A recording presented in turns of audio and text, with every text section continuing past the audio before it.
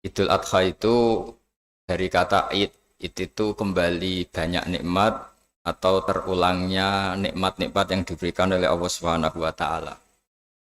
Kemudian Al-Adha ini banyak yang mengatakan terkait dengan ibadah penyembelihan kurban disebut Idul Adha atau Idul Kurban. Saya cerita sedikit tentang sejarah Idul Adha. Dulu ada seorang malaikat yang menjelma sebagai manusia dan beliau ini komunikasi dengan Nabi Ibrahim.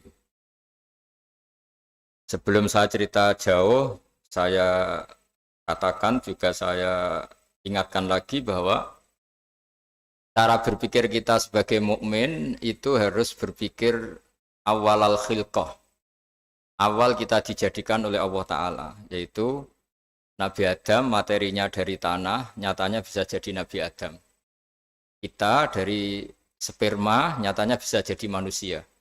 Dengan konstruksi yang sempurna. Dengan cara seperti ini, nanti bayangkan kekuasaan Allah yang tidak terbatas menjadi mudah.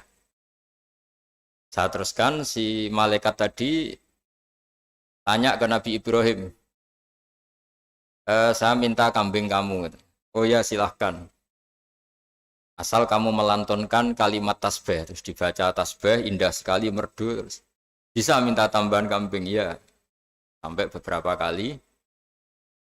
Demi Allah, ini baru kambing, baru hewan. Andaikan anak saya pun, kalau demi Allah saya kurbankan.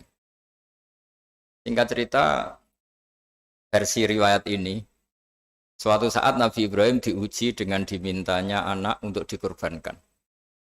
Ketika beliau atas nama seorang bapak agak keberatan, terus diingatkan ulang oleh Allah Ta'ala, janji beliau demi Allah, anak pun saya kurbankan.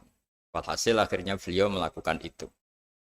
Dan karena Allah hanya menguji, tidak niat betulan supaya anak itu disembelih, akhirnya diganti oleh kambing. Jadilah tradisi kurban itu pakai kambing.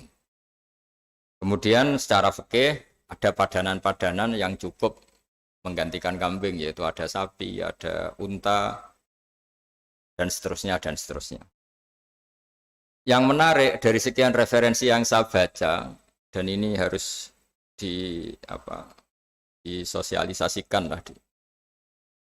Sebagian versi itu adalah bahwa Nabi Ibrahim ketika diangkat di alam malakut, di alam langit sana, itu ketemu Allah, kemudian Allah tanya, Ibrahim, banyak hamba-hambaku yang durhaka, tidak tahu saya sebagai Tuhannya.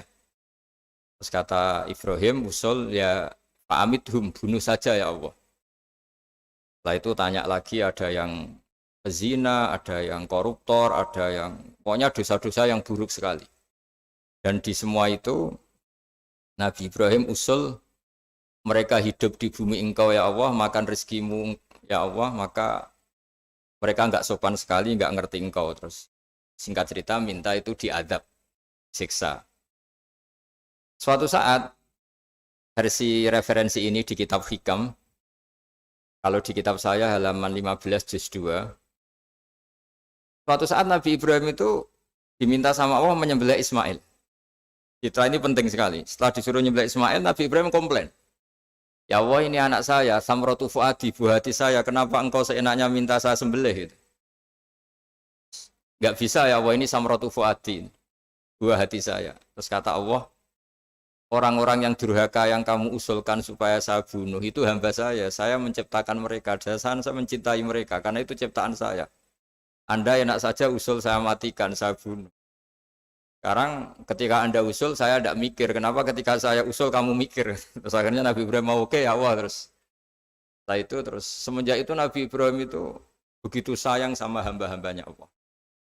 Sehingga dari cerita yang paling masyhur ketika Abu Bakar As-Siddiq begitu lemah lembut sama hamba-hamba Allah yang lain, Nabi Muhammad mensepadankan dalam hal ini sama Nabi Ibrahim, hati kamu sehalus Ibrahim. Yaitu Nabi Ibrahim, beliau akhir-akhir punya komitmen, faman tabi'ani fa innahu minni wa man aswani fa innaka ghafurur rahim. Ya Allah, orang yang ikut sunnahku maka jelas bagian dari saya. Dan yang sedang durhaka, waman asoni, saya harapkan fa innaka ghafurur rahim. Engkau Maha Pengampun, Maha Penyayang. Semenjak itu menjadi sunnatan mutaba'ah bahwa agama ini agama rahmatan lil alamin, bahwa melihat kemungkaran, melihat kebodohan, ketimpangan, itu komitmen kita ini membenahin, bukan menghabisin. Melihat kesalahan, komitmen kita ini in uridu illal islaha mastata'tu. Komitmen kita ini ingin lebih baik, bukan mengacaukan dunia ini. Semenjak itu terus syariat-syariat Islam disebut anit tabi millata Ibrahim Hanifa, bahwa kita mengikuti millahnya Ibrahim. Sebab itu kemudian setelah ini menjadi sunnatan mutaba'ah, bahkan banyak ulama yang berpendapat ketika Rasulullah SAW Mi'raj, itu dari sekian Nabi Ulul Azmi yang enggak ketemu itu Nabi Nuh. Nabi Nuh alaihissalam, padahal termasuk Nabi Ulul Azmi.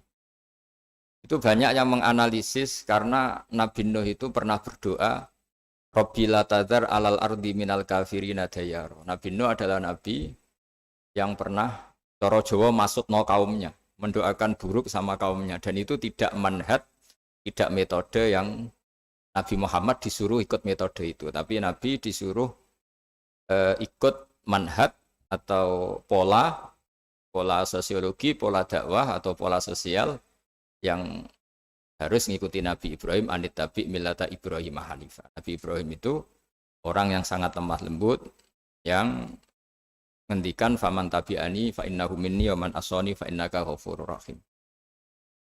Sebab itu teman-teman yang di Kanada, yang di mana-mana, kita ngikuti status ilmu hakikat. Di ilmu manusia, negara ini milik Kanada, milik Amerika, milik Eropa misalnya, atau milik mana sajalah. Tapi di status ilmu hakikat, semua itu milik Allah. Sehingga di antara ciri khas Islam adalah kalau dulu agama-agama lain harus salat di tempat peribadatan mereka. Islam mengatakan ju'ilat lanal ardu kulluha masjidan. Semua bumi Allah itu masjid, tempat sujud. Sehingga orang Islam fa'enama adrokatu sholat, kamu kapan saja ketemu waktu sholat, ya sholat. Semua bumi Allah itu tempat sujud. Sehingga suatu saat sahabat yang biasa siaha, biasa hidup di perantauan, Nabi memberi nasihat, al-bilad biladullah wal ibad ibadullah, fahaitsuma asabta khairan fa'akim. Semua negara itu milik Allah, semua hamba dimanapun juga hamba Allah.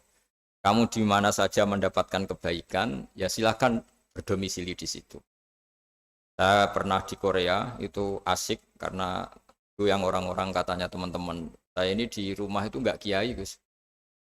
Sering di sawah, sering di Tegal. Gara-gara di Korea jadi mufti gitu. Karena enggak ada kiainya gitu. Jadi orang-orang yang enggak jadi kiai di Jawa, mungkin kalau di luar Jawa atau di luar Indonesia malah jadi kiai gitu. Artinya gini, pentingnya jadi kiai bukan menjadi gagah, itu enggak, tapi begini. Dulu bawaannya rakyat itu kan kalau ke masjid komplain, ada masjid bocor kayak ada keran yang kurang baik. Tapi kalau sudah jadi kiai itu tahu rasanya. Betapa nata masjid itu susah, ngelola masjid itu susah, nyari imam itu juga susah, melanggengkan jamaah juga susah. Jadi pentingnya jadi kiai itu bukan gagah-gagahan jadi imam, tapi bertanggung jawab atas proses yang berjalan. Jika dulu di antara nasihat bapak saya, bapak itu termasuk orang yang nggak suka sama orang tawadhu, orang yang sopan. Dulu saya juga iskal itu janggal. Kata bapak, wong tawadhu itu apik, orang sopan itu baik. Tapi biasanya itu cara orang menghindari tanggung jawab. Disuruh jadi kiai nggak mau. Tapi kalau ada kiai salah komplain itu. Disuruh jadi menteri nggak mau, kalau ada menteri salah komplain itu. Disuruh jadi apa nggak mau. Kesannya tawadhu, tapi sebenarnya hanya menghindari tanggung jawab. Disuruh pidato nggak mau, disuruh jadi MC nggak mau. Tapi kalau ada orang salah komplain itu. Jika kata bapak tawadhu itu baik, asal tawadhu betul. Gitu. Tapi kebanyakan nggak, tawadhu itu menghindari tanggung jawab sambil cari salahnya orang lain. Nah ini yang tawadhu yang akhirnya kurang baik.